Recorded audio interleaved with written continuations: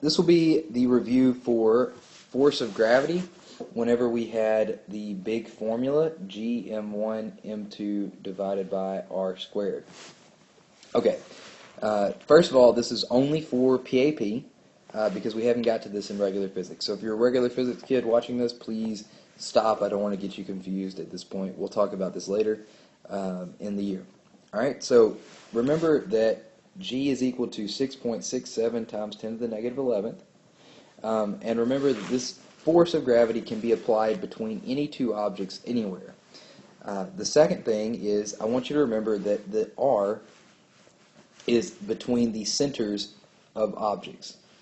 So, for instance, if you're talking about, two people, the radius doesn't all that much matter because, you're talking about plus or minus a few inches either way, but technically it's from the center of these people to the center of the other person. However, if we're talking about the Earth, right, let me draw that bigger. If we're talking about the Earth, it's going to be green. This is the Earth, all right? And so if we're talking about the Earth, the radius is from the center of the Earth. So the radius to the top of the Earth has to be from the very center of the Earth. So if you're trying to figure out the force of gravity between you and the Earth, it has to be with this radius here. And the radius of the Earth, I think I'm remembering this correctly, is 6.4 times 10 to the 6th meters.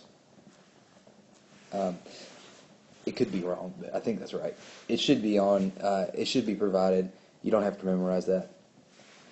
Please also remember that if it is the Earth and a satellite is orbiting out here, so that's a satellite, and that's the Earth.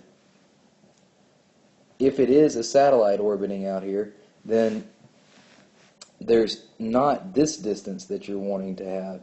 It's from here to there. So we need to include this entire distance here in our calculations, okay? So, let me redraw this.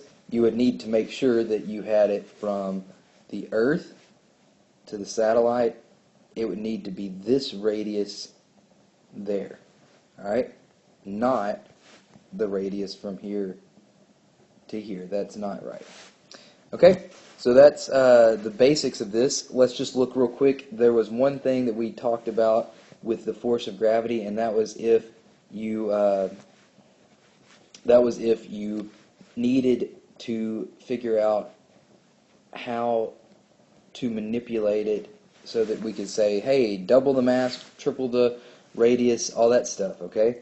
And remember that the way you do that is you set up an initial scenario of 1 times 1 times 1 divided by 1 squared. And then if we double mass 2 and multiply the rate, or half the radius, then you can plug it into the second one. And your initial force of gravity would be 1, and your final force of gravity would be equal to 1 times 1 times 2 divided by 1/2 squared, which would give us 2 divided by 1/4, or 8 times as great.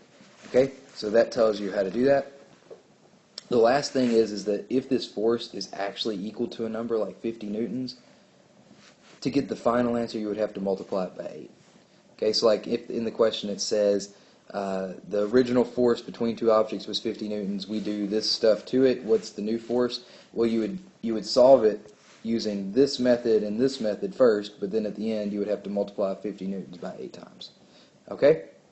So that is the force of gravity.